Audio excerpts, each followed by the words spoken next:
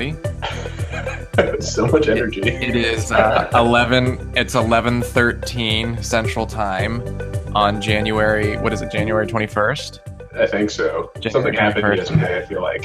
Yep. Like something monumental. We have successfully made it almost through the first 24 hours of our new presidency, and we welcome you to one of the last vestiges of rational dialogue in this country. This is it. Better not. Welcome. That's just rational dialogue.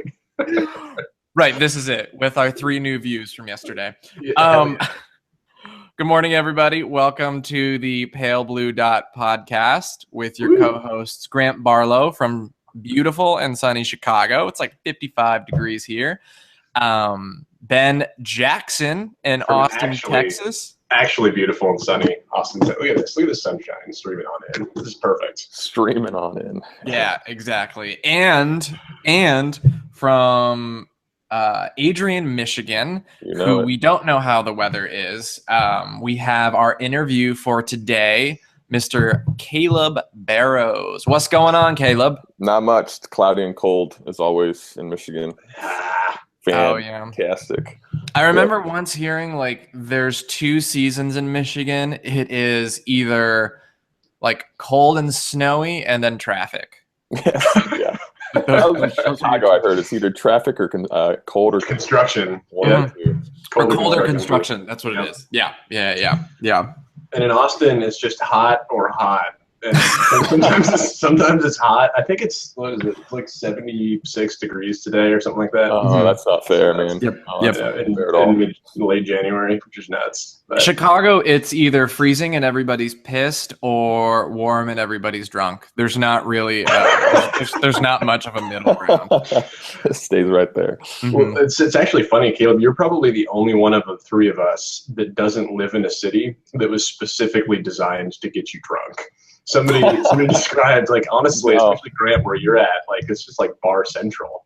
Mm-hmm. And Austin's the same way. But I remember, I don't know if Michigan's the same way, but Grant, do you remember when you and I were hanging out one time in Ohio? And we went to the grocery store, and they have, like, the booze there that's like 1/3 the standard alcohol content. Yeah, and I didn't realize that not all states did that until I think you pointed out. Yeah, it's like, why is Fireball like 12 ABV? Like, what is going on here?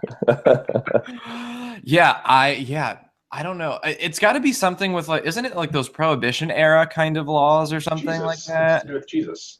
I have no idea. Jesus, it's something about Jesus. Yeah, I mean that's what it is in Texas, but clearly, yeah. But cool. We thank you for listening in today, everybody. We've got a great interview. Caleb, I'll just do a little bit of intro. Caleb Barrows is a pastor and church planter, correct? Yeah. Church planter out in Adrian, Michigan. Caleb and I first met. I actually don't remember how we first met, but we've been friends since high school. We probably met in marching band then. Yeah, we probably did. I think we might have known each other before that, but yeah. The pictures need to happen for this. For some reason, section. I'm sure. I'm sure there'll be some sort. Oh yes, I know what picture we can throw up. I've already got it. I'll get to that. But for some reason, as we're talking about this, I have this memory of yours, because what's interesting is Caleb's family and my family, in terms of the children, we follow each other very closely. There is the youngest brother, and then there are 2 older sisters. And my earliest memory, I think, is when my middle sister and your middle sister graduated high school. And I think your family came to her graduation party, and you had just kind of wandered off by yourself downstairs, and we hadn't met yet. And you were just kind of silently looking at all the photos, and then I was kind of silently looking at all the photos, and it was kind of awkward. And then we might have exchanged a couple words. Wait, was this Emily and Carrie? No, because that would maybe it might have been. It might have been to be our older sisters. Yeah, it might have been Catherine and Colleen. That makes sense because we would have been like even younger and more awkward then. Even more awkward. Yeah, that makes about sense. I'll just evade people and go downstairs into a basement and stare at photos. Which does anything really, I mean, so like 15, 20 years later, has anything really changed about wanting to avoid people and just look at photos by yourself? I miss the food at those graduation parties. You can't find meatballs like you do at those graduation parties. I don't even know where those meatballs come from. I have no idea. It's like a special store just for graduation parties. Well, for me, it's like the crappy one-tier cakes with the obscenely sweet frosting and the shredded chicken. Like if you make that by yourself, on the cake. If you make that by yourself, you are like garbage. Like you're just like, hey, what are you gonna do today? I'm gonna have 4 shredded chicken sandwiches. It was a feast. Those Saturdays, you just go from one chicken sandwich to the next all day. Yeah. Good times. I mean, I guess the adult version of that would be tailgating. That's really the only reason people go tailgating these days. It's not to support their team. It's just for the shredded chicken. Yeah. Oh man. Well, cool. We've got a good interview set up today. We got a lot of stuff we're gonna cover with Caleb. If you're listening and tuning in for the first time, here at the Pale Blue Dot, we like to bring in people from a multiplicity of perspectives, various worldviews, ways that they orient their life towards wellness and the increase of flourishing in whatever kind of context or community they're in. And Caleb and I, like I've said, we've got this long-standing friendship and really value his approach and his perspective towards this. So we're just going to kind of jump right in. And Caleb, you're going to give us all your good stuff today, all right? Yeah, let's do it. Okay, cool. So, like, where you from, man? Where am I from? Great town of Bellefontaine, Ohio, man. Right where it's at. Highest point in Ohio. Been there. Yeah, I think all 3 of us have been there. Yeah. First concrete street in America. Pretty big deal. Yeah, is that real, by the way? Yeah. Oh, that's for real. Is that like, I never fact checked that because Grant, you told me about that when we were there, and I was like, "What the hell?" Yeah, shortest street in America too. So I mean, I don't know how we're not a tourist hub with those 3 things, but somehow. Apparently, we used to be the biggest railroad hub between New York and St. Louis, maybe, or something like that. I remember my dad told me that. Bellefontaine was? Yeah, Bellefontaine was. Like way back, maybe like World War II or even World War I era. We were like people like used to give out sandwiches to soldiers like on the trains going to New York. Like people would just like come to Bellefontaine to hang. Which I feel like we're like the epicenter of progressive culture. So yeah, it was once upon a time. I now say sometimes terribly, but like our main export is depression in Bellefontaine. That's what we ship out to the rest of the country. But I'm trying to be kinder to it now. Like going back, it's like you kind of love your hometown now, and you go back, like, man, this place strange, but you gotta love it. So, yeah, man, I can't tell you how many arguments I get in with people like on a weekly basis about how great Ohio is, and I'm like dead serious about it. Like I feel like I put up with so much heat about people who don't like Ohio that I'm just like, hold up, let me back down. Standing up for my home state. NBA championship. What else is new there? You got everything going on. Oh man, we do. We almost had a World Series, but Cubs stepped in and stopped that. Absolutely. Our economy is awesome. It's a good old time. Cool. So you grew up in Bellefontaine. You're not there now. What happened?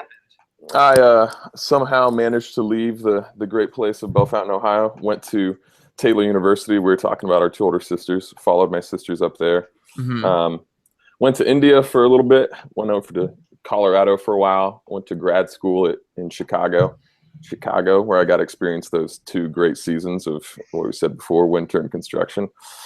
Hated the northern suburbs, did not love it. And then well, you didn't like the suburbs of Chicago? What are you talking about? Oh my gosh, dude. Don't miss it at all. I was just telling people, like, it's like you live in one big parking lot. That's all it is. You're just constantly driving from one parking lot to another. We actually lived in a it's actually a Portillo's. It's a Portillo's parking lot. For an eternity.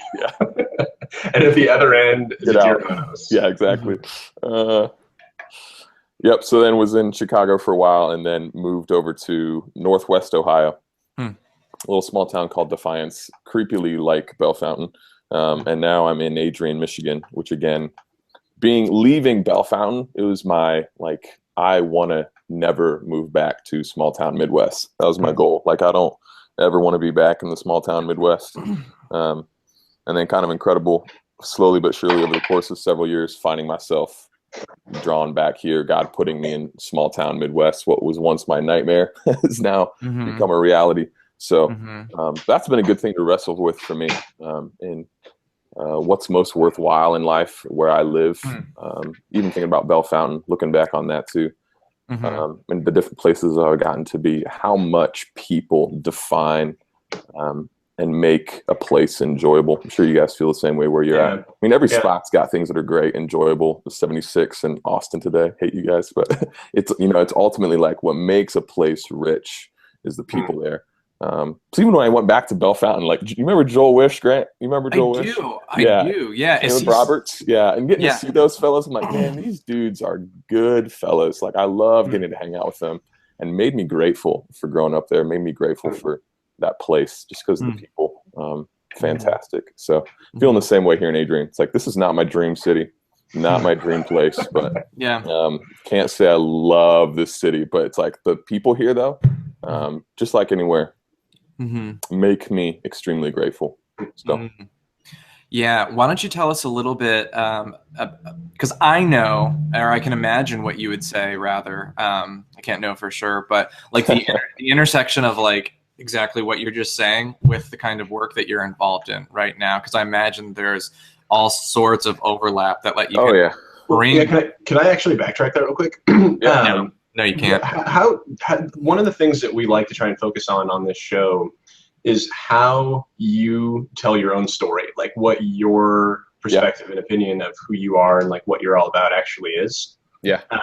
So with what you're doing right now, like Grant's obviously said, you're working as a church planter, pastor, what that kind of entails. Like, how do you understand like what your vision, your goal, your mission is right now, where you're working? Like, what is Caleb to you? That's a really hard question, but a good one. I think you're right, especially when you're defining like who you are by the roles that you're filling, the daily tasks you're filling out, that can be a little bit cheaper. But I think ultimately I'm having to view myself more and more as someone who, I know this is going to sound strange, cheesy, I don't know what, but honestly trying to find more and more of an identity in delighting in God. And that's the navigation. This is, even not last week, maybe a couple weeks ago, just moments like I was shopping in Myers, right? I was sick. I was trying to find some food, just feeling like crap, walking through Myers, and you're going through, just feel this sense of joy, delight that settles in you. It's like, this has no reason to it, rhyme or reason, but enjoying God in that really is central for who I am and what I'm doing. So that's what makes it possible for me to be even in Adrian doing what I'm doing. And again, that's a meta framework for me, but it is. So even being here and in my role, I need to delight in such a way that's authentic, that is genuine. Otherwise, it just looks like bull crap to people. But truly doing that, and that is what gathers people together. That's what draws people in. It's transformative. I think one guy, oh man, what's his name? I'm going to blank, but he said, we aren't most transformed by what we know, but by what we desire. And I think that's very true. So just seeing how learning different ideas in school and otherwise can be helpful to a degree, but ultimately it's not what really changes us. It's what we desire. And even finding in my own life how transferable passion is, how catchy it is, just transferable. So when I'm very passionate about something or around people who are very passionate, it tends to rub off on me. And so needing for me to delight in God in such a way that rubs off on other people. I know Grant, you knew Jason Holdridge pretty well, right? Growing up? Not super well. Could you just goes, I think this is even just talking about who I am is pretty formed by some initial people in my life. My dad and this guy named Jason Holdridge, he was a youth pastor. So kind of classic youth group kid. I know, like, whatever. But so this guy named Jason, though, he had a eagerness to him, an earnestness and a passion that was actually quite convicting and winsome, and wanted to be around this guy. He's one of the best persons that I know of. And the way that he Yeah, he just lives very fully, and so being around him when I think in 4th grade, he was being mentored by my dad. And so he would come over to our house all the time, and getting to sit and listen to Jason and my dad talk about life, talk about the church, talk about the world. And they did that in such a way where they were both very, it was felt. It wasn't just a cognitive discussion. It was something they felt very deeply about, were passionate about. And that shaped me a lot when I was in 4th grade. Instantly, for me to be a Christian, to be someone who was operating in this world in a thoughtful way, I had to be all in. It had to have an impact on your heart. There wasn't any room for fakeness. Wasn't any room for that. It had to be both feet in. So even from 4th grade, that became pretty true for me. When you say, to drill into that a little bit, when you say convicting, or you said you were convicted by their presence, by their life, what do you mean by that? Like, because when I hear that, or I think when other people that might not have grown up in a context that revolves around the church or revolves around an idea of God, like as a driving narrative, when I hear that, what sometimes comes across to me is a sense of like there's a way that things are supposed to be. Like there's an ideal form of like being human, of being Ben, of being Grant, of being Caleb. And if we're not living in that specifically, like either we're not living optimally or we're living wrong. So when you say that, like you were convicted by it and felt pulled towards that life of passionate commitment, what does that mean to you? That's a great point. I think I would agree to what you're saying. I think there is something about where there's a standard there. There's something that catches you, that something is amiss or wrong in me. And I might not see it on my own, but in being around someone else, suddenly I catch a view of myself in a different way. Sure. Some of those shortcomings, some of that wrong duality in myself. I think that we just I don't think ever ultimately goes away. But I think that's what we talk about when we talk about even things like hypocrisy. We see it in people, and sometimes we catch a glimpse of it, of ourselves in the mirror in moments. And sometimes there's just a bit of a weightiness that settles on us of like, this should not be. I see something suddenly in myself that I recognize I don't appreciate in other people. That there is some kind of standard that I recognize that I don't that I don't appreciate in other people, and I see how I don't even meet that in myself. So seeing that even in 4th grade, I remember actually it was pride. It was pride actually that stuck out for me in 4th grade. Pretty clearly grabbed me like, holy cow! Like I'm a cocky tool bag. Like just seeing that suddenly, like I see this in other people, and I think it's wrong. I think it's lame. And then I was catching a glimpse of it in myself of, I was actually cocky. I was a tool, if you will, and getting that. And so there was a weightiness of that, sensing that. So that's what I mean by the conviction. There's just kind of a felt sense that maybe just weight is the best word for it. So, so it's less like, it's less like a desire to live in the optimal as it is like a compulsion or like a call out of living suboptimally. Like, so do you understand the question? Like it's more of like it's a fleeing from wrong than it is like a pursuit of awesome. Yeah. Right. No, I think the pursuit of awesome. I love that phrase. Well, it is. That's. You're welcome. I know that maybe you could use the metaphor of like maybe a ship, a sailing boat. Like I can tell what I'm made for, right? Like sailing across the water, my sails full of wind. This is what I'm made for. And so sensing when I'm sitting in the harbor with my sails up, not doing what I'm meant to be doing. And so there's this, you're right. Yeah, I like that. To be doing something else. This is what I'm made to be like, made to be doing, and sensing this is not how it's supposed to be in myself. So that's more what I mean. So yeah, you're right. Not just oh shoot, I'm doing something wrong, I need to stop doing the wrong things. You're right. That's a always negative perspective on it. When it's more fulfilling, life-giving, that I'm meant to be sailing across the waters, sails full of wind. That's what I mean. It sounds like you're wanting, like you've got a realistic view, and this is what I think actually a lot of Christians tend to do well, is there is a more realistic view of the complexity of the human.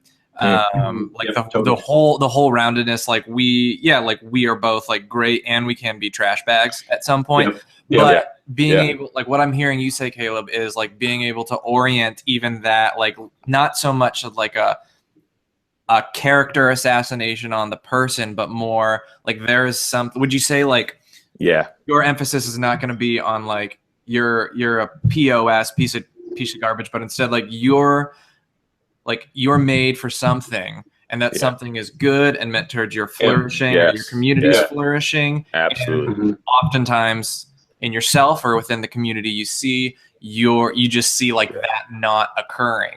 And that's where it really becomes illuminating when you for your own heart as a Christian, when you interact with people that you can recognize are living in a way that's not in that fullness. So for instance, if I see that, what's my reaction?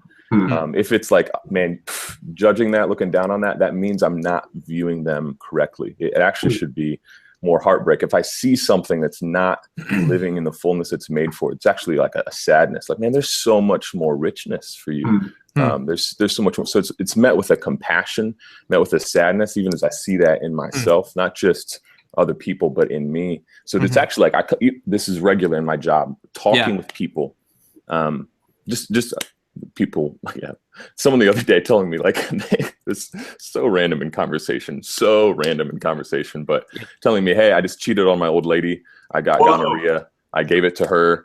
Like, messed up. I mean, I'm sitting there like, wow, okay, yeah. But it's like this is a moment where I'm like, someone's admitting to me like, this is not what you're made for. You know, I'm hearing something. So what's my reaction to this person? Like, you just cheated on your lady. You got gonorrhea and you gave it to her. That sucks. That was a really bad choice. But what's my reaction? Like, man, you suck. You're a piece of trash. No, it's like, no, like I know what you're made for, man. I know what like your fullness is supposed to be like, and I know it's not that. So that should be my heart towards him, and the way I orient myself towards him, and he should sense that from me. This person cares about me and longs for something more, and that's why he's willing to share crap. And why I need to be willing to share crap with him too. So you felt like, in that sense, like it was almost like a responsibility to like be real about it, not say like, hey, that's cool, that's fine, like Jesus loves you, but to like actually like call him on it, kind of thing. Was that? In those moments, he's calling himself on it. So so it's not like, okay, let me make sure you feel shame. I don't feel like that's my role. Let me make sure we sit in this and make sure you feel like what a failure you were. That's where it actually goes deeper of like, this is where we got to get into the heart of what's leading into that. And for me in that conversation, the main purpose was just establishing relationship with him. I want to know him. I want to know what he's doing. I want to know what he loves. He loves cars. He loves working with cars. I want to hear about life, what's difficult right now. Paying the rent is hard. I just want to be present and listen to him. And I am gathering those things. Where's his heart raw right now? And he's owning it. And then in the future, I get to come alongside and work with him to see that built differently. And I believe that like fully that has to happen in Jesus. Being a Christian, I think any other route is ultimately I'm building on sand in someone's heart. So that's where I'll aim with him. You're right. But in that initial conversation, I just want to care for the dude. I just want to listen to him. But yeah, it's not okay. Let me make sure you feel shame, dude. Let's turn that. No. Do you ever find yourself running into a lot of challenges within like really difficult conversations where like there's obviously like so many like fraught emotions and just like, I don't know, like, cause I'm imagining that conversation and it's just like, if you're having those like, so like those, like people come to you, I imagine, as their pastor. And you're not going to be like shooting the shit about sports most of the time. But it's like you're kind of a proxy counselor in a lot of ways. Like, are there ever like any challenges where you just like come up against like the limits of your ability to, it sounds like you're almost like wanting to guide people towards like a better, one metaphor that you might is like a more fruitful or flourishing like existence. Like I imagine there's just like a lot of like sensed limitations just from like I know a handful of pastors and I have conversations with them quite regularly about that. I'd almost say in every conversation I feel that. In every conversation I feel the limit of my understanding. I feel the limit. Even sometimes my compassion. Sitting in a conversation, it's like feeling a lack of love for people because they can be annoying, because they can be difficult. It's like, no, I don't want to be here. But it's not about me in that moment. And just like, I do not know what to tell you. And where people are facing, even mental illness, like how do I refer them on to someone else? These things are beyond me. How do I step in with everything I've got for that person in that moment? But almost every conversation, even with people that are doing really well, I never feel like I've got everything that you need. And this is again, I'm not just, this sounds super Christian-y. I'm trying to avoid that, but I don't know how else to like speak what I'm feeling. But more and more, like Christians talk about the Spirit, a need for being filled with the Spirit and the Spirit to work in others. That's where this actually a third party in conversations. And I'm recognizing very tangibly the inadequacy if this is just a two-party interaction. If it's just me and another person, I actually feel a lot more heaviness and fear, because I'm like, I know the content I have to pass along, and it's pretty exhausted pretty soon. So it's like, I need a third party in this conversation that has a lot more wisdom, authority, and power than I do. So that's what we Christians talk about. Like, I need the Spirit to speak into people, like very tangibly, and to confront, to challenge, to encourage, to comfort, like needing a third voice. So that's present lately and needing to grow in that. So I don't know if that makes sense, but there's a third party in these conversations that I need. It does. And Grant, I'm gonna flip this and bring this up as something you and I talked about before. So Caleb, I right now currently, to most people I would call myself an atheist. Like I'm a very, very spiritual atheist. Like I walked out of a strongly Christian context, pretty much the same context as Grant, and sort of moved away from telling this story that's like me and the other that's beyond me, that a lot of times in Christian circles gets labeled God, like that compelling, that pulling forward, pulling towards something better that you're talking about, that most Christians would call God. I've kind of walked away from that and started calling that more just a deeper level of human experience. And the language that we use to talk about it's not so much as important as the meaning. But Grant, you and I were talking about this the other day with what Caleb just mentioned, that there has to be like a third party that steps in to facilitate change. And Caleb, where we were talking about it was as relates to like debates that we were having with people online, like during the election, where it was just like this weird thing where people wouldn't listen to facts, wouldn't listen to reason, wouldn't really listen to anything other than their own narrative, like their own story that they were telling themselves. And every now and then something would break through that, but it was almost like a complete intangible, right? Like it wasn't that like eventually they were like, oh, that argument makes sense. Or eventually they were like, oh, I have enough information to make a decision. It was something like uncanny. Like there would just be like a light that would come on, and then they would say, oh man, like my perspective is kind of whack. Like maybe they should think about it differently. And that outside influence, whatever it is, that intangible, I think in alliance with whatever your worldview, whatever your narrative is, that exists, whether you're Christian, Buddhist, whatever. Like there's still something external that pulls you forward. So it's interesting to hear you talk about that, like in the Christian sense of the Holy Spirit. Does that make sense? Absolutely, that does. That there's a third party required, especially when you're hearing you talk about, you're right, on online dialogues, or lack of dialogue, really. Monologues. I find those are like really.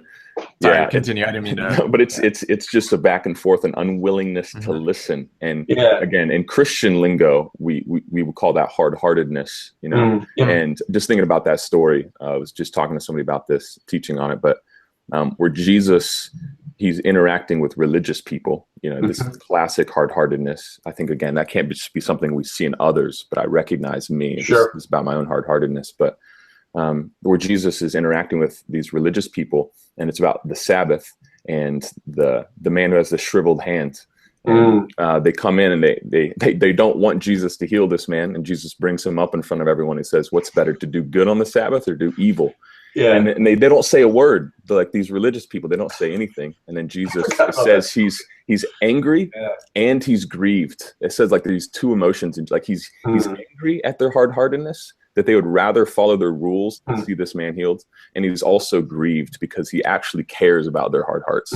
Like he sees the injustice of it. You're more passionate about your rules than you are about the well-being of this man. The wrongness of that he's wanting to change in them, but he's also grieved because he cares about these monologuers online, if you will. He cares about these people who are just lost in that. And how would you hard-hearted? I love that. And how would you say, like, what have you found to be most helpful as you've like made this journey through your own like early part of your pastoring career? Like, obviously you're spending a lot of time with people and some of their like hardest moments, like referring to those types of parables, but not like in the same sense. I'm sure you're aware, like, so how do I not just create like a new reinscription of my own cultural rules or cultural values or communitarian values that I've received from a number of sources? How, like, do you ever find yourself like very aware of the fact that like, well, shoot, maybe I'm doing just like a reinscription. Like maybe am I ever like the religious person in this parable? Or how do I like, how do I like pull myself or use this third party to disrupt and expose and lure me out of that? Like, do you ever find yourself like on the other end of that parable? Man.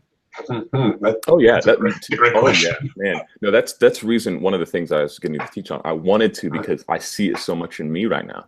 Oh man, I mean, when you grow up, like you guys are talking about in the church, and those things, there is a sense where you continue to believe what you grew up and had received from parents, church, and other ways. But there's also a great deal of the climate and the culture and the mindset that you grow up in that's actually death to you.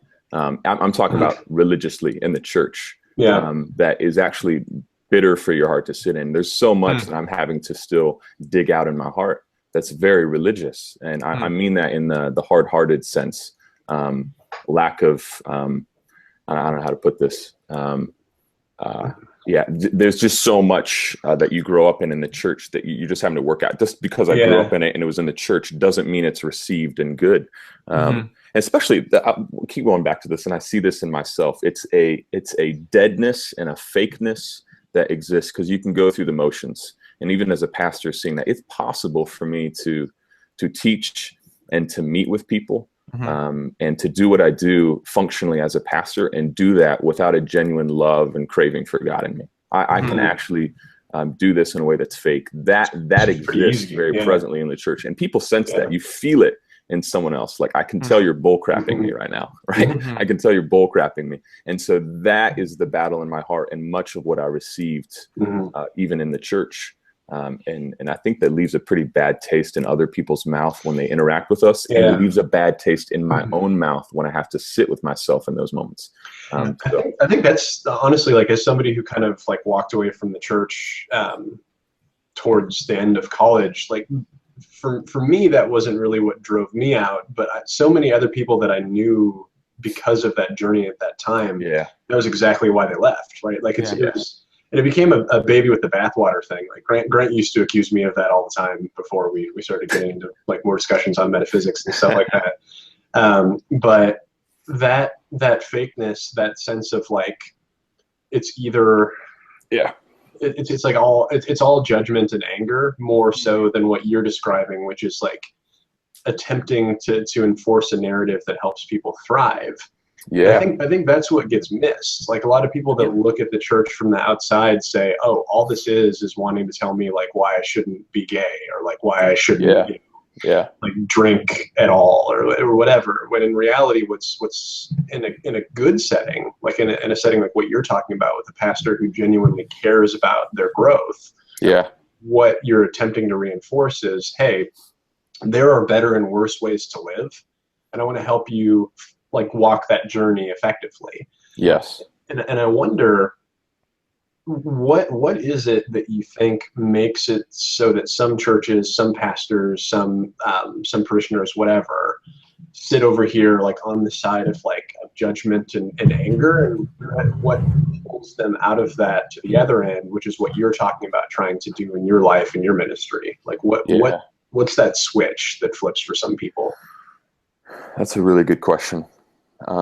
There are a lot of resources within the religious mindset that make it really powerful for building yourself up to look in a negative sense. There are a lot of resources, especially with rules, to give you standards and measures to make yourself feel better than other people. And it's pretty deadly within the church. So, I mean, I can, again, like we're talking about in that story with Jesus, it's the Sabbath, right? The Sabbath has become a rule for these religious people that then gives them a resource to evaluate why other people are so much worse than they are. And so it's pretty powerful. And people sense that in the church. I have the rules, and I can use these to now degrade and have power over you. So for a lot of pastors, I think and others in the church, there can be a real sense of self-worth that's derived from following the rules well, and doing everything right. And part of that needs to be calling out and seeing why other people don't. And it builds up a sense I'm in the right and you're in the wrong. I think what changes that, and again, you guys have been in the church, you've heard these things, but this is really like it's needed for me sitting in this. We talk about the gospel, but that's where it actually confronts that mindset pretty powerfully. That no matter what I try to do, and this has been really real for me. Like I said, growing up in youth group, being a good church kid, like going on all the missions trips, helping out in the worship band, like doing that stuff with Grant. Like, if you're gonna be a good kid, man, I nailed it. Like going to Calvary Christian School, being a good kid, I won that award and then some. But needing to see how absolutely worthless that is in my life.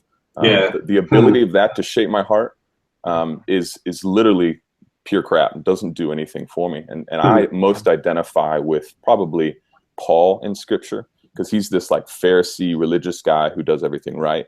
And he says in Philippians 3, like he's born in the right family, belongs to the right people, follow the rules perfectly. But compared to the righteousness he receives from Jesus, it's all worthless.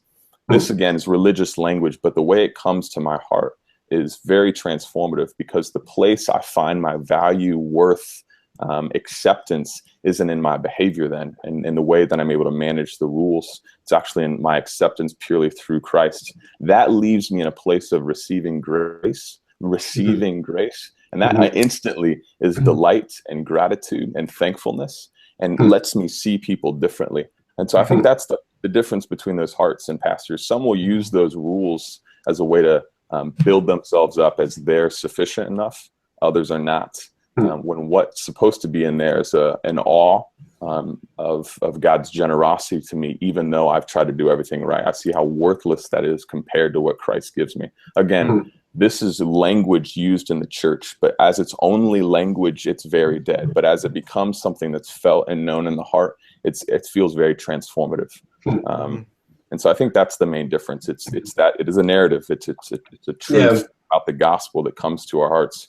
And again, I'd even taken a step further, talking about that third influence, party has to make that, because it can be something that even a pastor's talking about, and they will say this message, but it's not actually been gripped by their own heart. They're still living according to their own, well, again, Christian language, self-righteousness, their own self-dependence, their own good enoughness.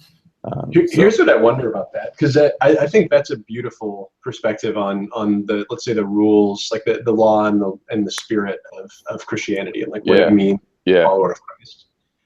Here's what I wonder about this, and this is something that got really interesting to me towards the end of my time at Moody, and part of what prompted me to kind of start walking in a different direction.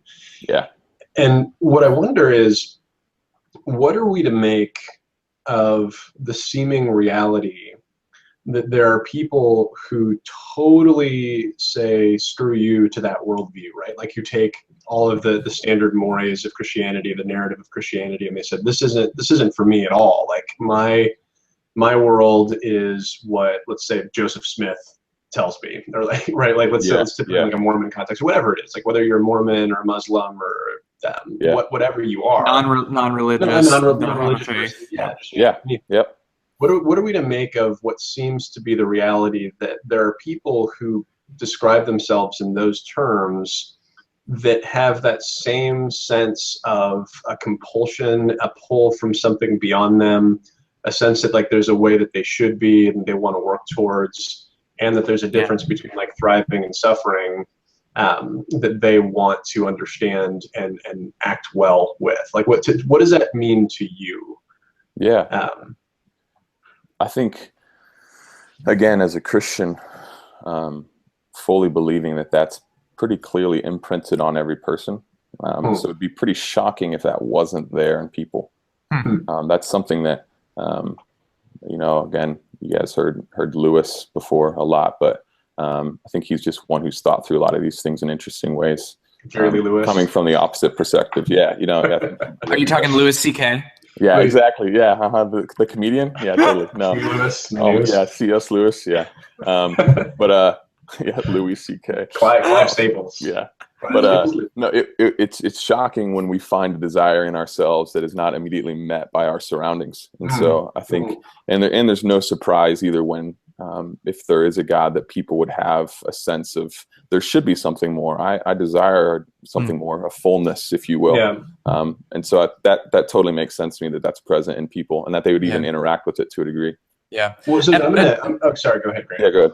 Well, yeah, no. Ben, why don't you follow up? Because I like the direction where this is going, but there's also a direction following up with the following up that I'd be really curious to hear, Caleb. So, but yeah, go ahead. Go ahead.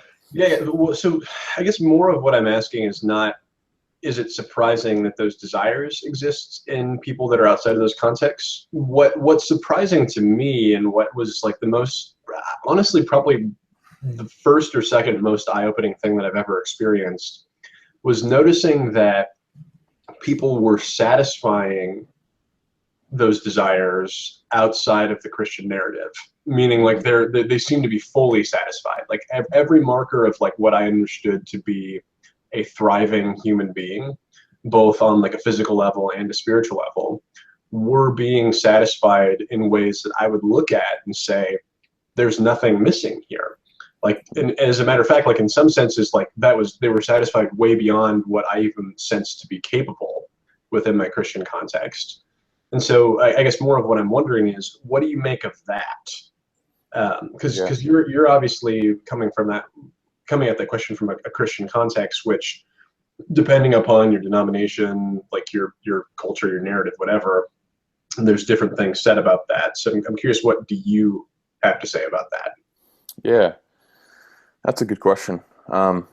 I think probably there are no doubt are people that are satisfied with where they're at in life, what they're experiencing. So for a Christian to demand that every person who does not know Jesus, like in the way that evangelicals and people like myself would talk about it, they must all feel a deep sense of dissatisfaction. Might not be fully true for the truth claims of Christianity to be true. Yeah. I'd say probably what Christians would say is that the majority of people do. The majority of people find themselves in a place of longing and disappointment. Again, not that you can't find people that are satisfied, people that are thoroughly enjoying things. I'll just say in my own life, conversations with people, even around here in Adrian, I don't continually come across people who are living in that fullness and deep satisfaction. More often than not, I find people who are really struggling, people who are deeply craving for more and not finding that in themselves or their own narratives that they have. And that's why I continually bring up Jesus. So again, I don't think it's a must that there can't be anyone that's found some sense of satisfaction. Again, the sense that just something being helpful, something being satisfying does not necessarily make it true. Same with Christianity, same with Christianity. Just because I can talk about how there's a fullness and a delight in that does not necessarily make it true. I think of, that it's not true because it's helpful. It's helpful because it's true, that kind of language. So same for other thoughts. I don't know, push back on that. No, I mean, I think I wouldn't even call it pushback, but there's some sort of dialectic I think that we could probably come to, maybe not, but like, so there is just like part of the human condition is right to recognize its finitude, to recognize its place in the universe as being unbelievably small, unimportant, lacking, depending upon like what framework you're putting upon it. And so like I agree and disagree at the same time, and I'm sure Ben probably agrees and disagrees at the same time, but like I really like that. So like from where you're coming from, like that totally, that makes sense to me. Totally. What I was really interested to get your perspective on, because I know we've batted this back and forth now, I imagine, ad nauseum for years. So earlier on, like you're obviously driven a lot by like the internal, you use the word passion, or fruit, or just like what's occurring in actually how you're engaging your world and your community and your own probably character development. Is because I know for Ben, in a different sense myself, that is valuable. And at the same time too, like what would you say the place for intellect and like the really tough questions that I know a lot of faith communities wrestle with right now about pairing reason and science and what we're finding that we know to be factually true in the world and the life of the universe with a type of spiritual faith. Like how do you as a minister help people approach that? Is there a role for that? Yeah, and what do you also, secondary to that, what do you do when they're in conflicts? Yeah, that's a great question. I think that even speaks into, I think, the previous question a little bit too, even that the sense of delight, fullness, satisfaction is necessary, I think, in determining some sense of the truth of whether or not something authentically fits with, again, reality for me. But it's necessary but not sufficient. And so same with my own belief in Christianity. I think recognizing the satisfaction, joy, sense of delight that I experience in God is a necessary connection for me to understand that there is truth to this and matching reality, but it's not sufficient. It needs to go beyond that. It can't just be a felt sense. Therefore, that's all I need information-wise. So, again, you were talking about this, Grant, earlier, but for Christians, we're not just internal, emotional, delighting beings. We're thinking beings. We're physical beings, spiritual. So there's a fullness there that we have to recognize. So I should not neglect the life of the mind. I should not let that slip out. And Christians, I don't think, should be afraid of any line of inquiry or any truth that they're confronted with. Christians should not be afraid of science at all. I think that was especially the case in the beginning of science. You see people like Galileo, Newton, others in the beginning. And again, that has to do with the culture and the time and how many people were Christians then. But I think there was something to an eagerness in the Christian mind to look into what is true in the universe. And there was no fear there. That's changed in the evangelicals lately. You know, Mark Knoll talking about the scandal of the evangelical mind. Like, why have we? Yeah. So he wrote a book called "The Scandal of the Evangelical Mind" is that there isn't much of one, and so it's true.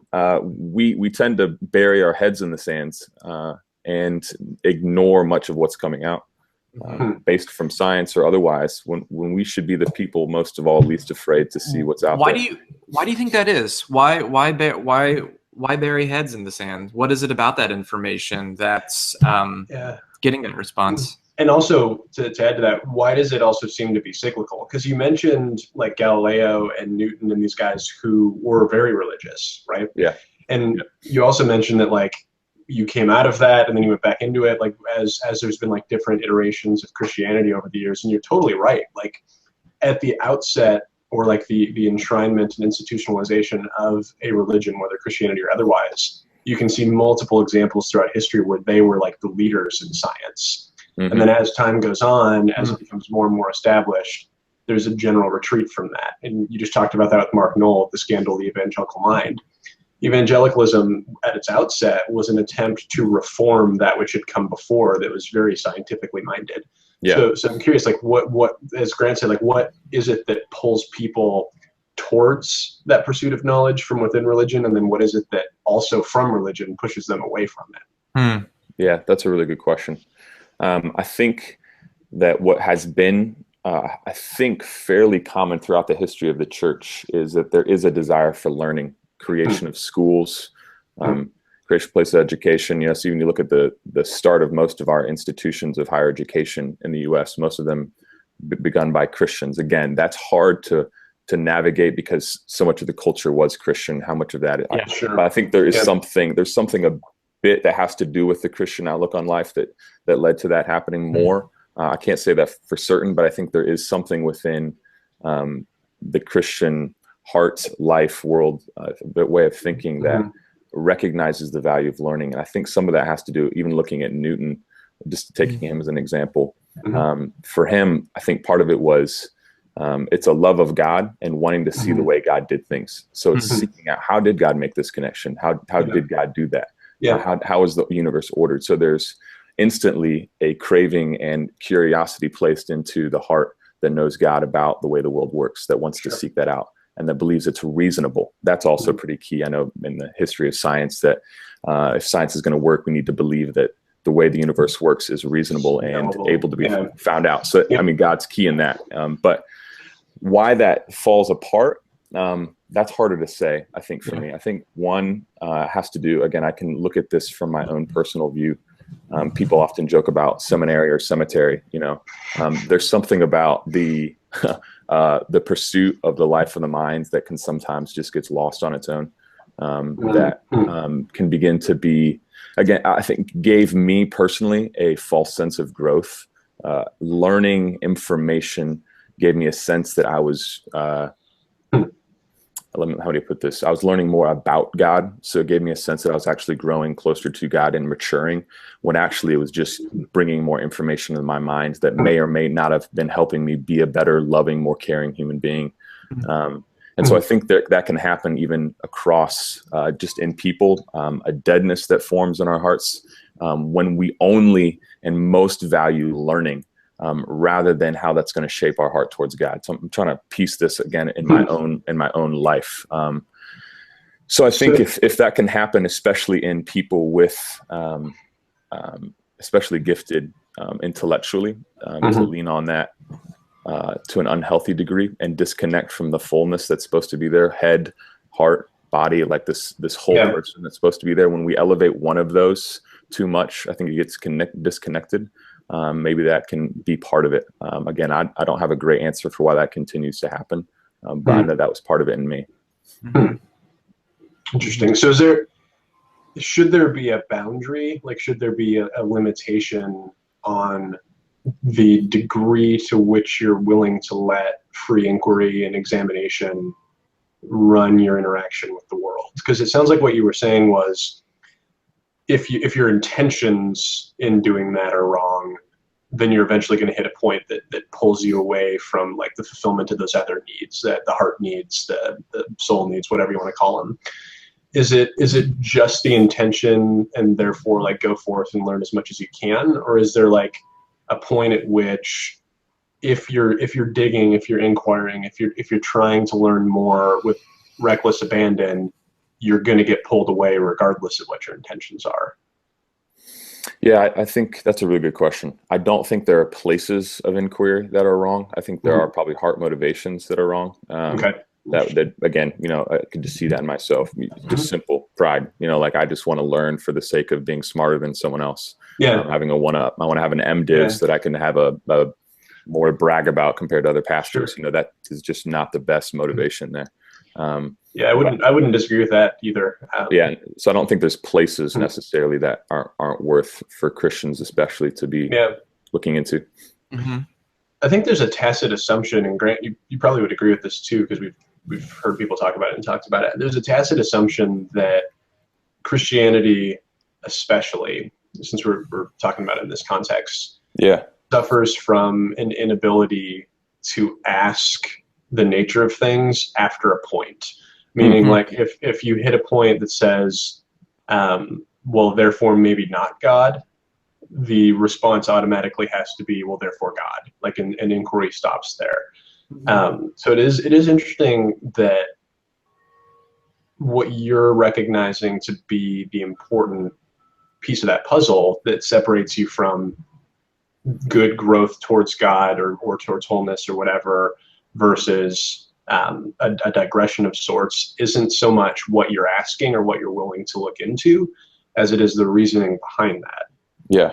And I think that's for Grant and I both, like people that definitely appreciate Christianity and religion, even though we don't necessarily identify with it in the same way. That's a helpful thing for us to hear. And I think there's a lot of other people like us that have run from religion or spirituality generally because they assume that there's always going to be that intellectual block somewhere. Yeah, and I think that's really key, even for Christians to be willing to learn from people who aren't Christians. Again, just because I believe that, again, clearly that like life in Christ is what everyone is made for, not just myself, but that's the fundamental. And that truth is real and something that, again, is necessary. I don't think that means people who don't believe that don't have many things to tell me about that are very important, that I would have so much to learn from them. So that should make me listening to everyone I interact with, engaging every conversation with a heart to learn. Because there's a great deal, even again, for a Christian to see how much has already been corrected in me. And I think even going to school did a bit of this for me, was the sense of like the cave of my ignorance had a bit of a flashlight shined into it, and it was a lot bigger than I thought. Like, oh my gosh, like that cave of my ignorance is massive. I thought it was pretty small. I stepped in a little bit, had a little bit of learning, and I see now how ignorant I really am. There's something, the same dynamic should be going on in our hearts as Christians of recognizing how needy and how uninformed, ignorant, hard-hearted we are when we have that light shown into our hearts. That should make us step into every conversation with even more of a willingness to learn and listen to other people. I was talking with somebody yesterday or a couple days ago. And so like Ben's referred to this a couple times. Like Ben is all three of us come from like very similar faith backgrounds. Ben has come one way. I have gone a second way. Caleb, you're a third way. But something I think we can all kind of agree upon is like the sentiment that I offered this person I was talking to a few days ago. I was like, you know what, like I find most valuable in a lot of communities like a church. I definitely identify more like the mainline-y kind of like liberal Protestant. But I think you can find this like cross spectrum and maybe even cross faith, but I can't say that. I come from a Christian tradition, is that more often than not, and the best examples of this gives you a space to be most honest with yourself and with your family and with your community. Because I really like what I really like about what you're saying, Caleb, is the sense that you're getting like a more fully orbed picture of yourself through this narrative. And as a therapist, what I run into a lot are the half-truths that individuals tell themselves when they are crafting their own narratives in isolation. That's good.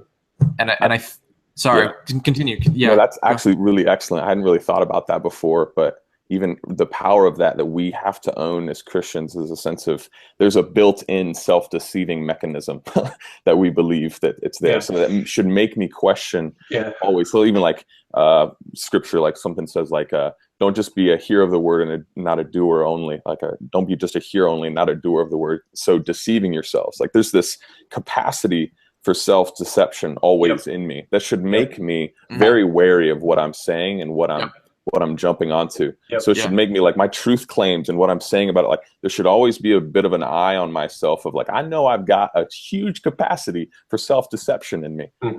That should be present in us far more deeply than it is. Yeah. To the point even where like you almost have, and this has been something Caleb, you and I have talked a lot about, is like at what, and we don't have to like go down this rabbit hole, but just the observation. I'm really curious about the phrase truth claims, because there's like so much of that deception and like you're just sheer random thrownness where you are in the world that has like helped build you to the point where you're even saying that as a truth claim. There's just so many layers behind the words that you speak. Yes. That it's my sense that you have to be in a community that both agrees and disagrees with you at the same time in order to help you like qualify what it is you're saying, because there's just that mechanism, whether it's just like purely biological, whether there's, I'm sure it's like biopsychosocial, spiritual, like there's just a lot of layers to like the oneness of your worldview that has to be corrected you have to be willing to be corrected. And I think those communities where you're bringing in a multiplicity of perspectives allows you space to like confront that. So sorry, continue. No, go, you're right. I think there is a sense where all of us, every human being, is shaped so much by the worlds, the interactions, the families, colleges, places they've been in. You're right.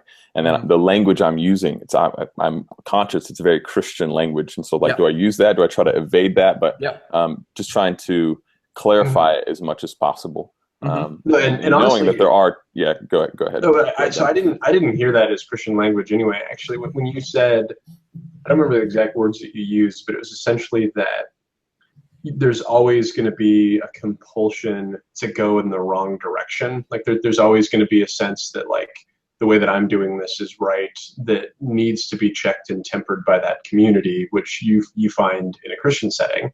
And what that reminded me of, are you familiar with Richard Feynman? He's a scientist and philosopher. No. He has a great quote that to me encapsulates exactly what you're talking about. And it was essentially like talking about scientific inquiry. And he says, the first principle is that you must not fool yourself and that you are the easiest person to fool. Yes. That recognition of like your own essential like inability just because of your finitude to appropriately understand and interact with reality. Yeah. And what I hear you saying from within a Christian context, to me, is just a part of being human. Like it's just how we are. Yes. To Brant's point, like we need these communities of variant experiences and other observations and insights and inputs from other people to be able to live optimally. Yep. So I totally agree with you don't need to necessarily back away from like the Christian lingo around that, because it's whether it's Christian or otherwise, it's just that human need for community to check our perspectives and beliefs. I totally agree with that. Yeah. You're right. And I agree, because it's not just something that Christians need or believe in, but I think you're right, is necessary to that. Grant. Yes, for sure. For everyone. I do wonder if there is, maybe not, if this is one of those places where Christian belief is especially helpful in calling that out in us, you know? You know, where it's like, again, super Christian lingo, but talking about like classic Paul saying things like sin nature, you know, like there's something deeply broken with you, not just broken, but like a rebellion and againstness in you. That's hard stuff. That's, again, not very normative today to accept or believe. But when it comes to this type of thing of needing to second guess, my impulse to say I'm right, my impulse to defend myself, but to step back and say, actually, I know that there's a huge capacity for self-deception.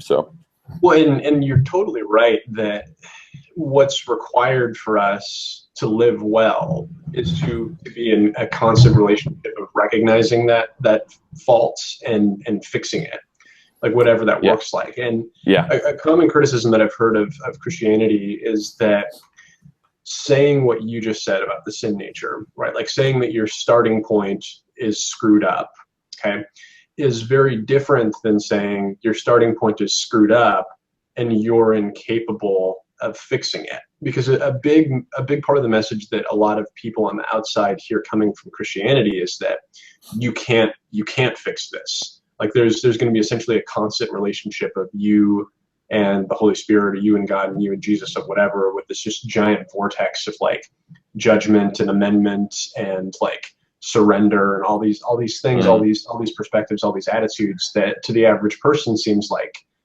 just kind of like a shitty, like overwhelming way to live, right? Like you heard it. I guess what did you say, Grant? Ben saying Calvinism sucks. And it does. There's a lot of ways to be Christian. Being a Calvinist is not one of them.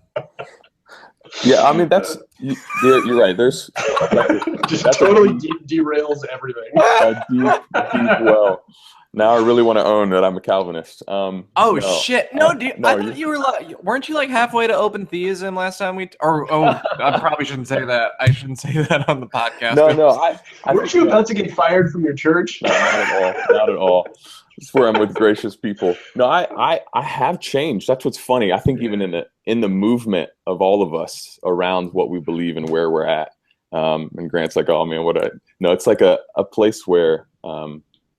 I think different trajectories clearly that you guys have gone to, from being people that would more have classically fit that evangelical mold of a Moody student, say, process 7 still years the way ago. to go. Yeah, where I actually I stepped into those things and then actually went the other direction.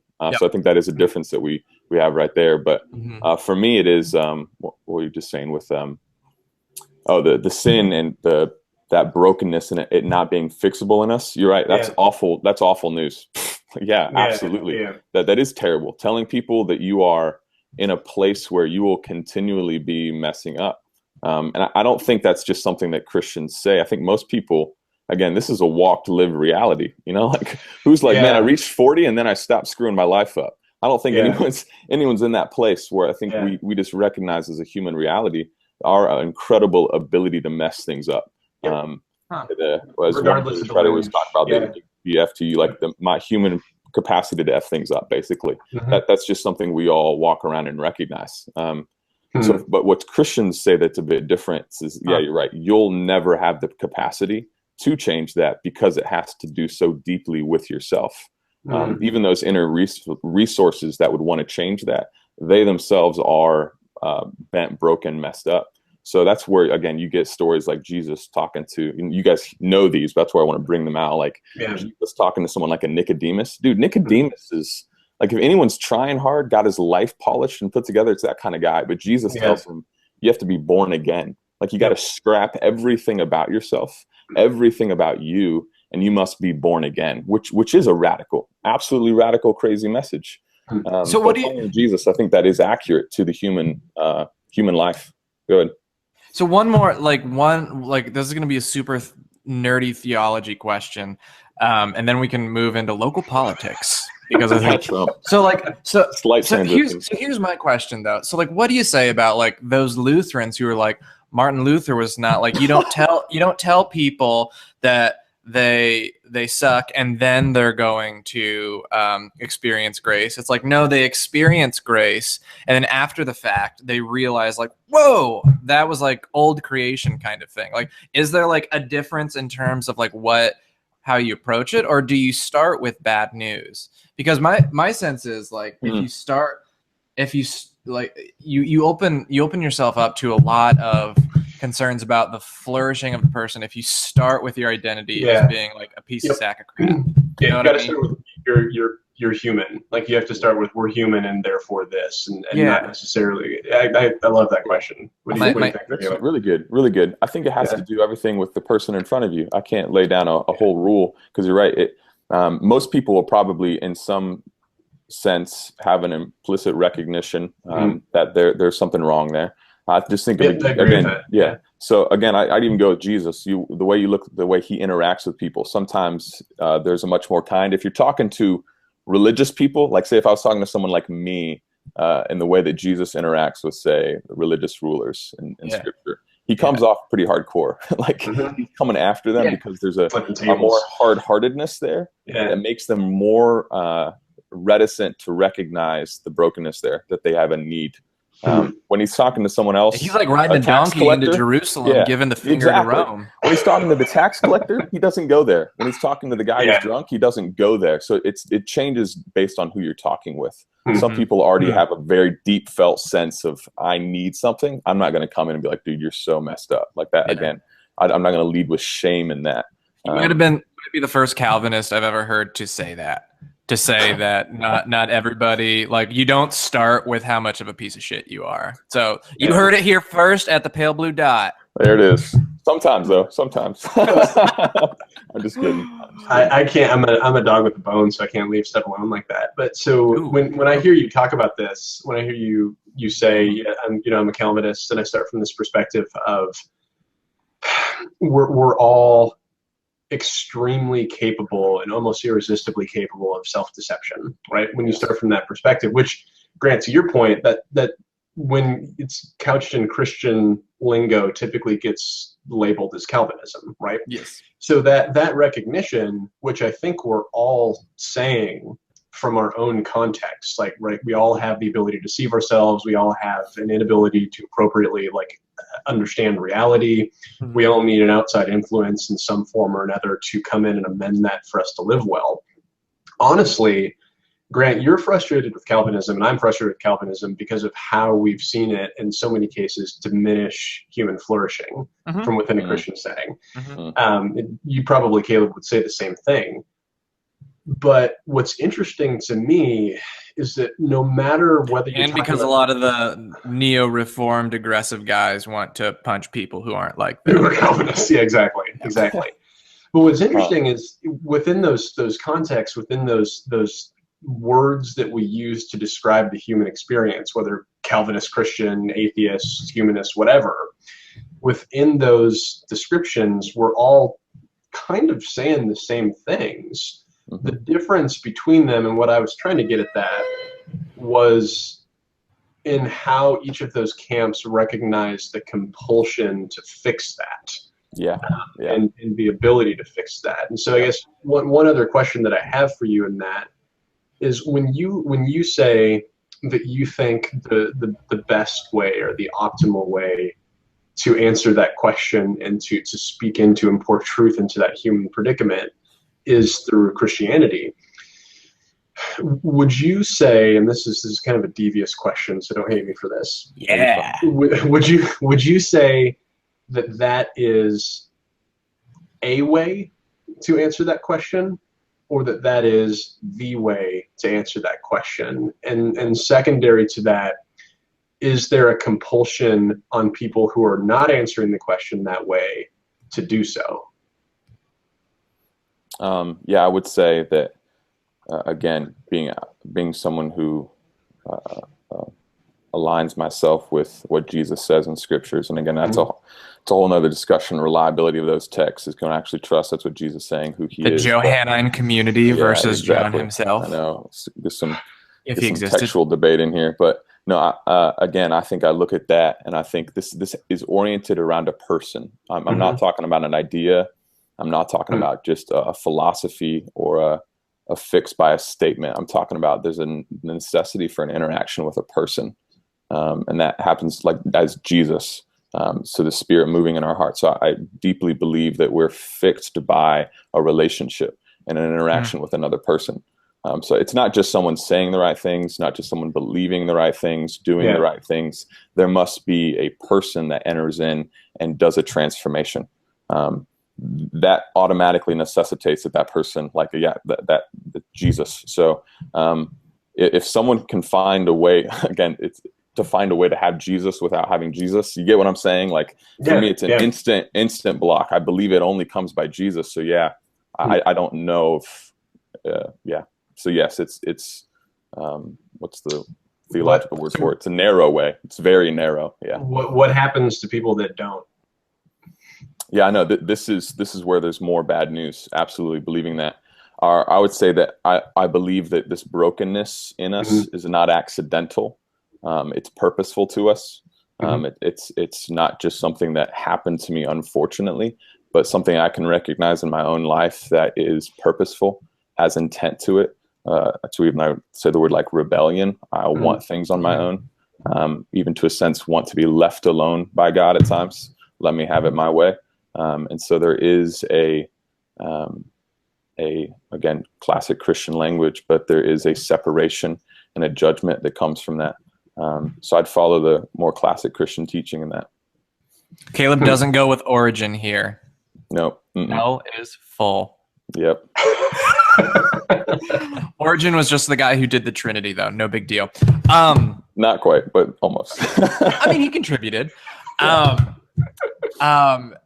So yeah, I don't know, Ben, if you wanted to belabor this. No. Any So I am curious, like what you mean about that punishment, what you mean about that like negative consequence of not finding fulfillment through Jesus in some way, because I'm sure you're familiar with the heretic Rob Bell. Yeah. So Grant and I, towards the end of our time at Moody, and we've talked about this in the podcast before, read his book Love Wins, and that's more along the lines of what you have as a human being is it essentially, like your experience of being alive is what you have. Like there's not necessarily an afterlife that goes on eternal in one direction or another, and you're not trying to either gain paradise or escape torment. What you're trying to do is optimize the 70 plus years that you have here on earth. And so there's ways of being in heaven or optimized as a human, and there's ways of being in hell or miserable and sub-optimized as a human. So I guess what's your take on like what the nature of those consequences are? Like, is it just you're not living in a way that's as fulfilling as it could be, or even is really unfulfilling, or is there actually like some sort of like eternal consequence at stake? And could I pair off of Ben's question? So, and I do not take credit for this, so we'll link to this, but one of my favorites, one of the best starting points I've heard for Christian living actually can be accredited to Trip Fuller over at Homebrewed Christianity.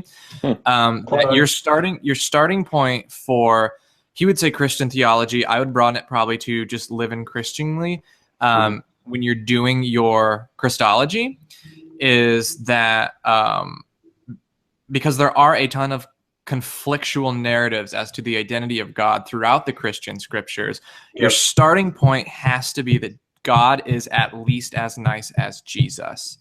And if not, Jesus is just kind of like the halfway gotcha, but really in the end, God's coming back and he's going to it's always he, is going to come back and kick your ass.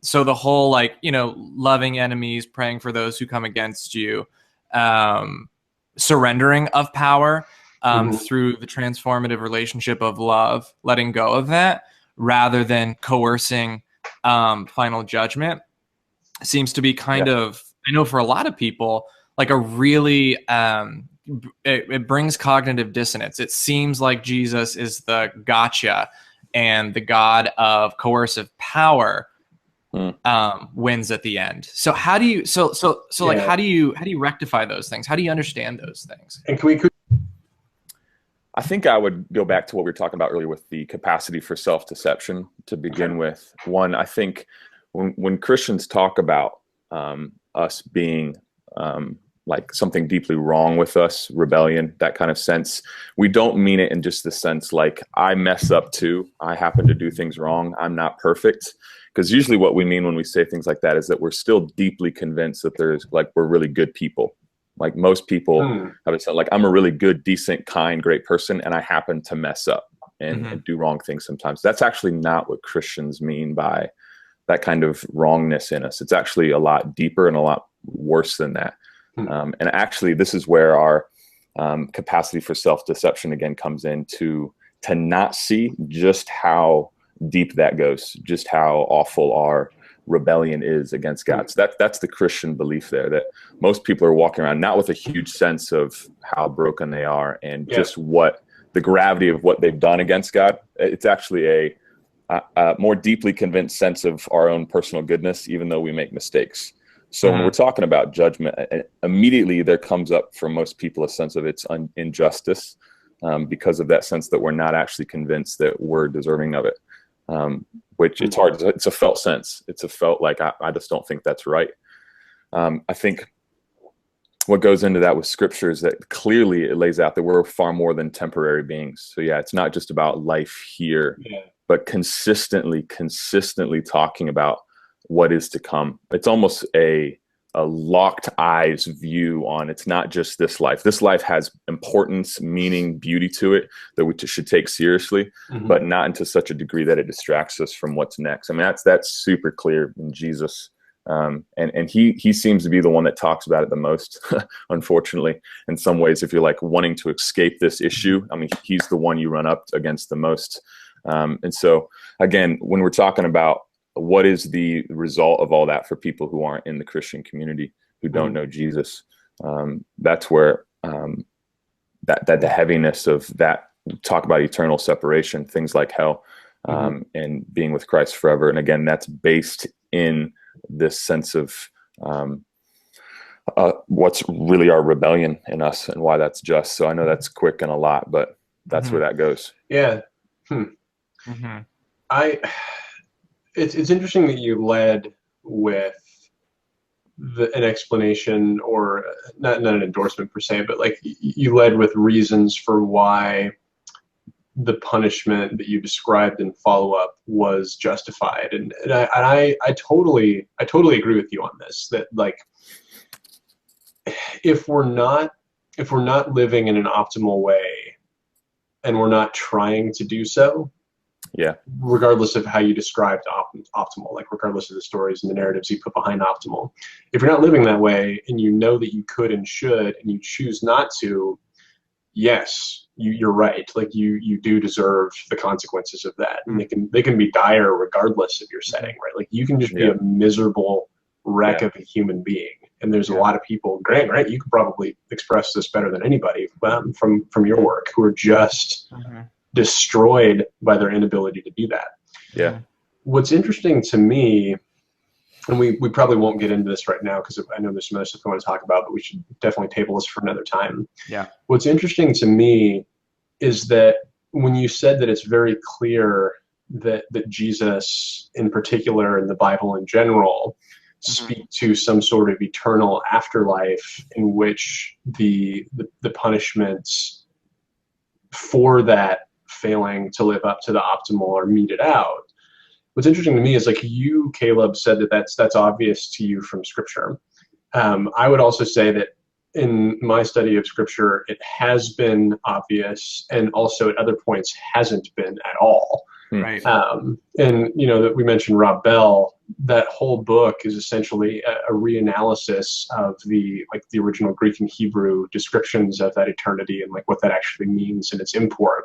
That comes to the opposite conclusion and says this is something that occurs during life, in terms like unending, speak to the magnitude of the consequence during life, not necessarily to a temporal reality. Or even what's present in the Christian tradition, right? Is that like it's not so like piggybacking off of that, like there's not a understanding the Christian tradition, there's not a univocal view on that. At all, not even remotely. No.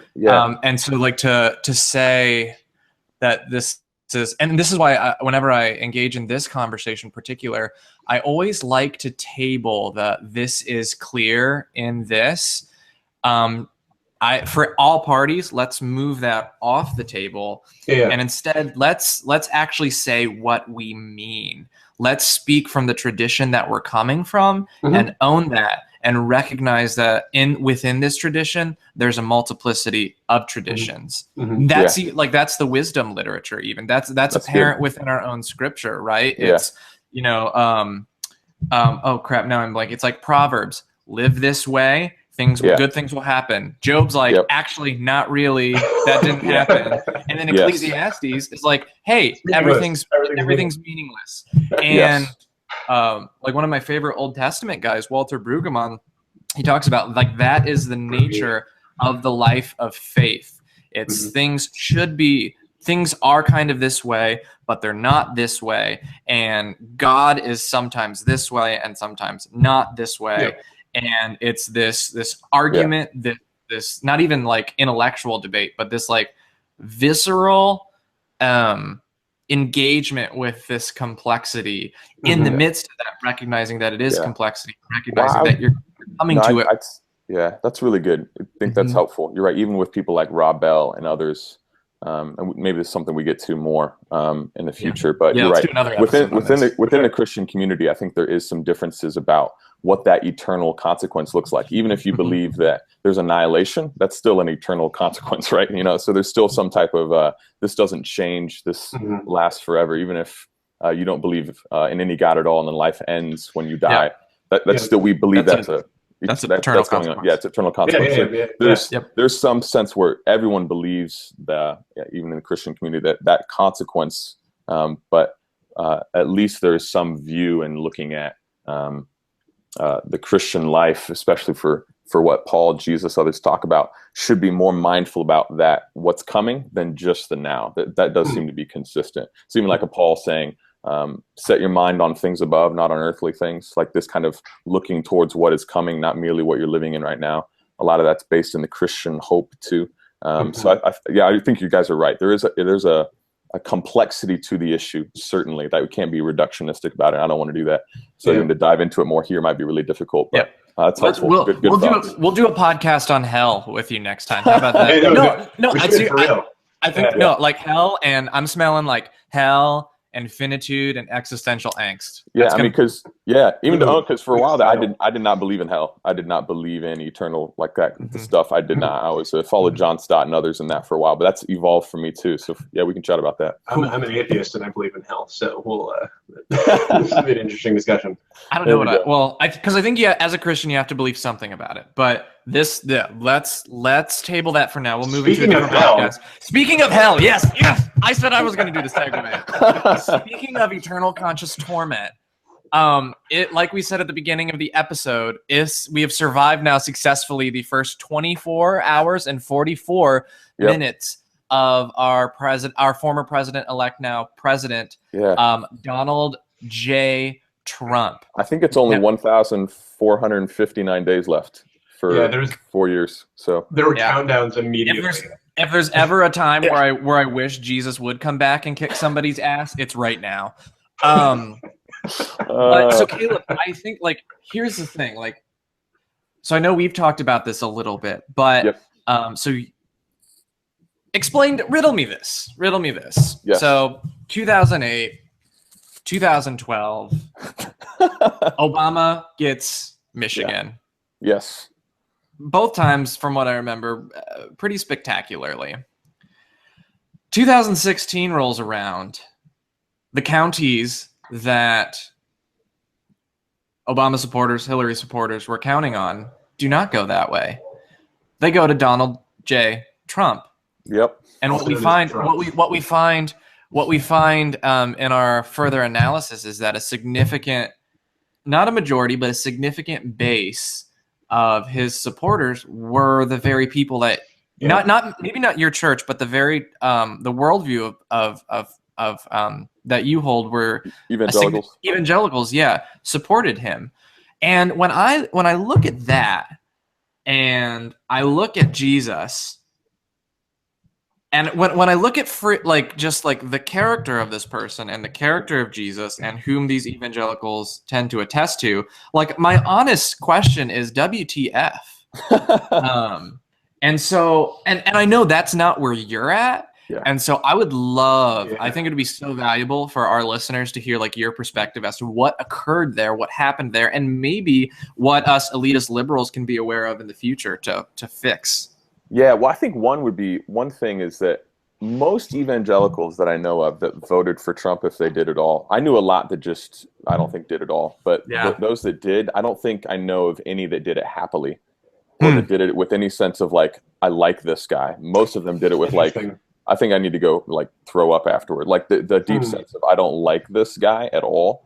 I'm actually deeply upset by him, but feeling back against the wall. So I think it's don't think people eagerly going to the ballot box can't wait to vote for Trump. Now, what's hard for me is that I know there are evangelicals who did have that attitude. What are you talking about? I think maybe there's some, we can talk about that in a second, but for that eagerness to see a Trump in office immediately clues me in that there is a callousness to the way that he's affecting other communities around the U.S. And a lack of compassion for what Trump means in a real,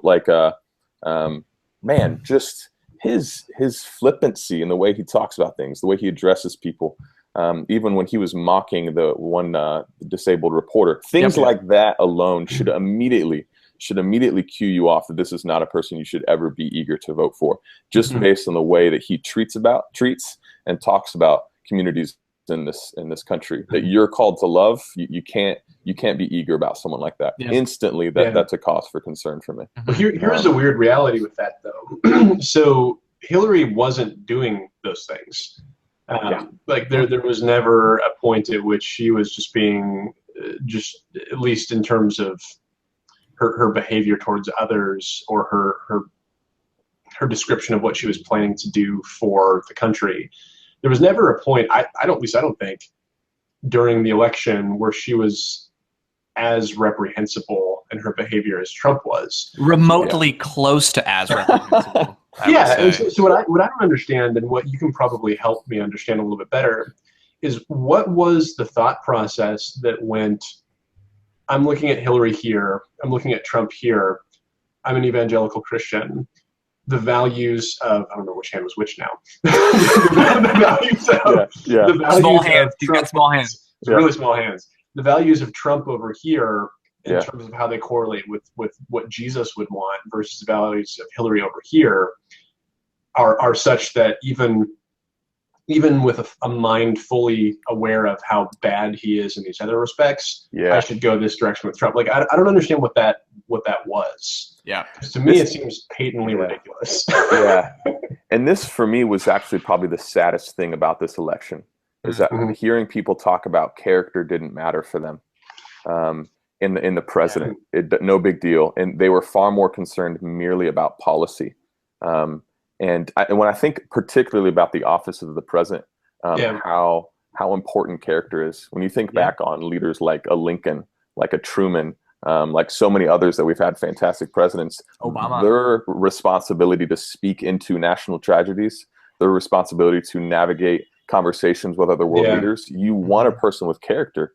That's so huge. It's like right at the heart of it. And so for them to be like, really doesn't care. So I think for people, when they're looking at that, they already were so unhappy with things that they'd read about or heard about Hillary's character, that no matter how bad Trump was, they were just throwing out the character of both of them and merely deciding on policy issues.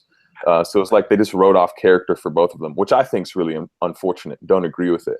But I think that's partly what happened, is whenever you would bring up the character flaws of, say, of Trump, they would say, some other thing that Hillary did that they'd read about. So it just kind of like character got thrown out, and it was more about policy. Before I say something totally ridiculous and regret it, did you vote?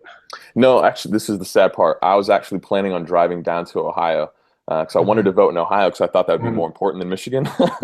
And that day I had a meeting and wasn't able to drive down, and just figured it won't matter anyway, so Ohio will go with Clinton, and no big deal. So I'm one of those idiots that did not vote and thought it was not going to be a big deal. So who were you planning to vote for? I was going to vote for Hillary. Yeah, I was not going to vote for Trump. No. Yeah. And I think what I think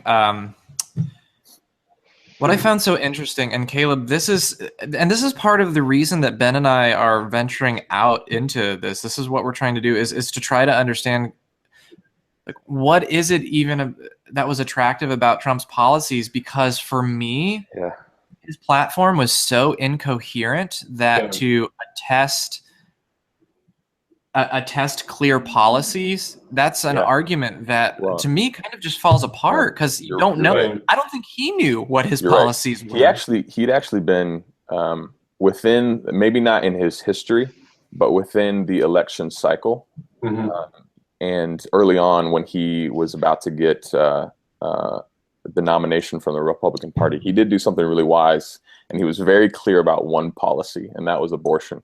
So when you're talking about what animates the evangelical wing of the Republican Party, it's pro-life. So you've got to look at that issue right there. They would elect anyone, because that's how passionate evangelicals feel about it. I think that was the underestimating. So he sent out a list of the judges that he would nominate, and as soon as that happened, he pretty much sealed the whole evangelical wing of the Republican Party, because they know so clearly what they'll get with Hillary. And for them, it's literally deciding life and death for thousands of infants. Yeah. So that's the way, when you view it in that sense of how they feel about it, you can see why I hate Trump. I hate his character, but I'm going to vote for him nonetheless because I feel that passionate. Which is so sad to me, because every person who made a decision based upon that got played. Well, and for me, I am pro-life. I'm strongly pro-life, but I know you guys. But what's hard is that we've had a Republican majority for the past 50 years on the Supreme Court, and haven't been able to return it. So for me, this is not something that's going to change based on being a president. It's something that has to happen more in our culture, has to happen in Congress. That is not going to happen. So if you're voting for a president merely because you love pro-life, I don't know if that's a wise choice. Yeah. It's got to happen in other avenues. Yeah. Well, and to that point too, to what Grant was saying, when Trump said that he was pro-life, he literally didn't say anything other than that. Like, he didn't explain what that meant. He just hit the buzzwords that to a huge community of people said, okay, well, that's what I care about. End of story. End of story, exactly. And that's what drives me nuts. Like, first of all, so many people that claim to be pro-life, and I wouldn't put you in this camp at all, Caleb, so you seem like a thoughtful person. So many people that claim to be pro-life don't even know what they mean by that. Like, they're not sure why they have this stance. They're not sure how it affects people. They don't have any sense of like the life and reality of women or men that have gone through these situations where abortion's even a question. And so when people say pro-life, great, that's such a weird perspective to have. And we'll probably get into this discussion in a future discussion, but there's something to me inherent to religious ideology that makes it easier for you to do things like that. And so what I don't understand is, like, what did you see in your congregation that was different than the decision-making process that you had, where you were able to say, okay, yes, I'm pro-life. Yes, Trump says he's pro-life. However, if I was voting, I would still vote for Hillary. Somebody that a lot of other people, probably many of whom were intelligent, said, I can't even deal with her on this issue or others. Like, what was the difference there? Well, I think for one, I got to own too, politics is not something to talk a ton about with people I'm leading. You know, maybe that should be something. I was even feeling that more in this election cycle about the lack of education of the voter, it seems, and understanding. And so usually it's just such a divisive issue. It's just not helpful to dive into. There's so many other things with people to be diving into. It's like we don't have time, and the conflict that this brings in immediately. Yeah, I mean, Jesus wasn't divisive at all. So I know, right? Or political. Or political.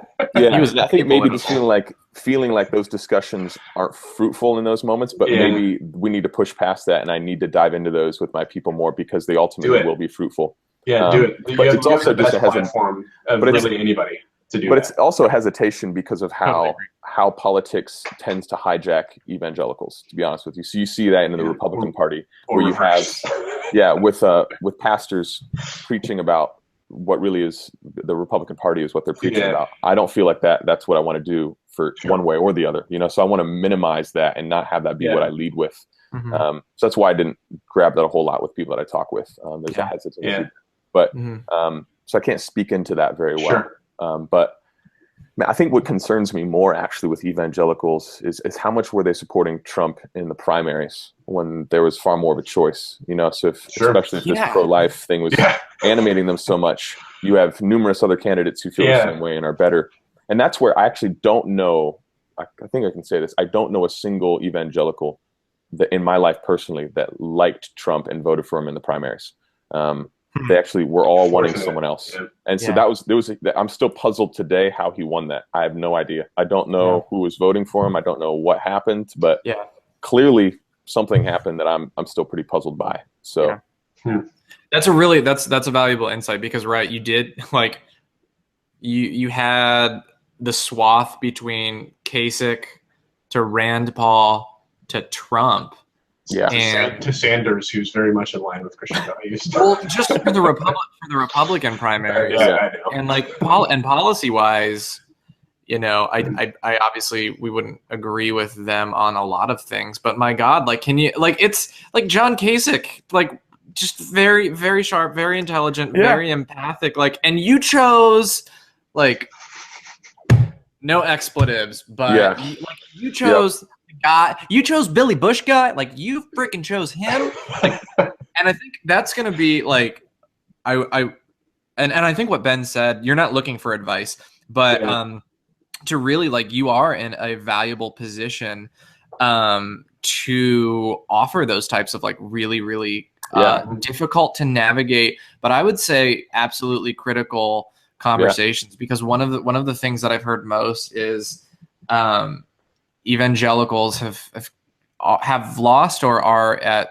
severe risk of losing them being, like, welcomed to the table of ideas because of what's occurred in this election. And so for, like, people who, and like Ben said, I don't put you in that category. I've known you for like 15 years. You're, like, thoughtful, great, very, very, like, sharp, and, like, a very compassionate person. But to use that platform and to use those qualities as a way to foster those, like, so, like, right, like, in therapy, the most difficult conversations are probably the conversations we should be having most. And should be the ones that we actually, rather than avoid, should be moving into. And I think this is where it got to own too.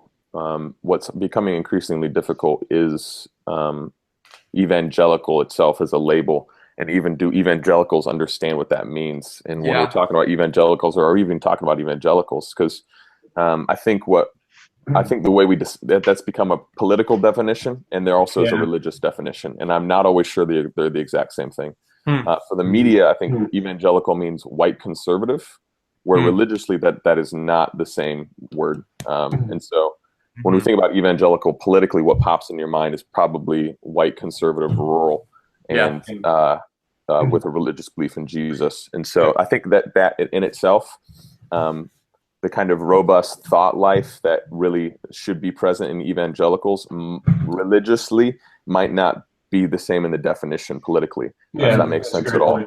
And so I think the other part in that too is the echo chamber that's increasingly present in our world today, where I think for a lot of people, what happened with Trump and what we're listening to is I think how much, even what you look on your Facebook feed, it'll if it's just your friends, it's just that world. You'll just keep hearing amazing things about Trump, terrible things about Clinton, and you're listening on the radio to what's his face down in Florida. Like you're just gripped by Rush Limbaugh. And so you just have a world that reaffirms that. And you're right, that's the need for everyone, exactly evangelicals like myself, to be listening to other voices and reaching out for other places that think differently. Well, and that's what I love about your platform, right? Like, you have a platform where people, I'm assuming on a weekly basis, come and they come to you for a variety of reasons, but the reality is you have a chance to speak into their worlds on a consistent basis in a way, like with a trust relationship that a lot of people don't have. And that was the motivation behind us doing this podcast and trying to dialogue with people that might not necessarily agree with us, is that if you can get people to come to the table and have conversations with them in which you can say, hey, look, this isn't about me being a Christian, me being a Muslim, me being an atheist, me being a Republican, a Democrat, whatever it is. This is about us being people trying to figure out the optimal way to do that. That's where, to me, if we were talking about that third party of influence that you call the Holy Spirit, to me, that's what the third party is. It's that sitting at the table of commonality, of shared human experience, and saying, how do we do this together?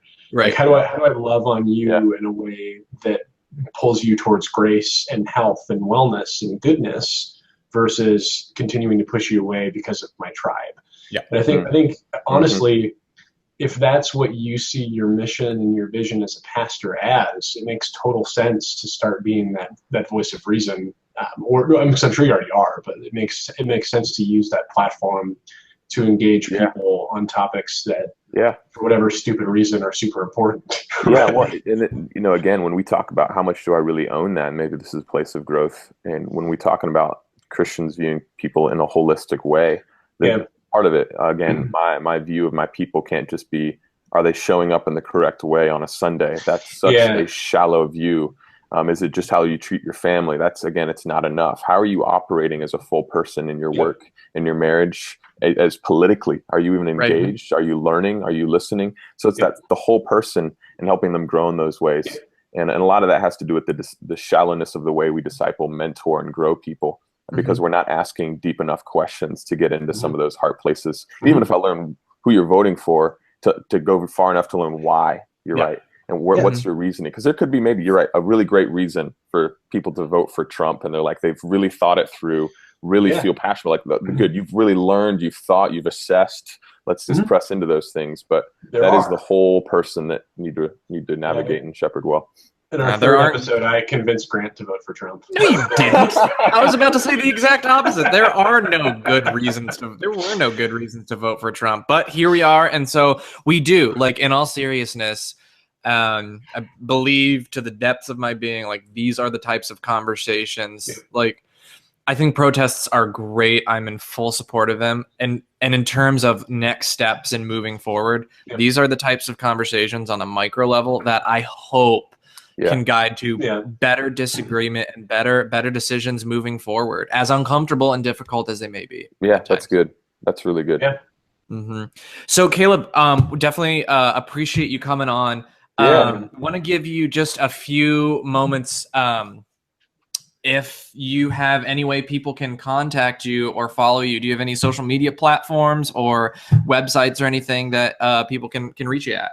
I'm not a big Twitter or other social media kind of guy. I'm just like a book, sit in my living room kind of guy. But yeah, pretty easy to reach out to me on Facebook, Caleb Barrows. And if people wanted to see what we're doing up here in Adrian, Michigan, ncadrian.com. They could look at our website. So just ncadrian.com. And that's your church? That's your church's website? Yeah, it's the church's website. So yeah, you'll see more of what we're doing. Anything you're learning right now that you want people to check out?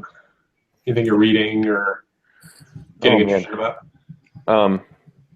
Nothing particularly comes to mind. I feel like I haven't been able to do as much reading as I wanted to lately. I feel like I've actually been in a shallow running around too much, not able to read what I'm really hungry to read.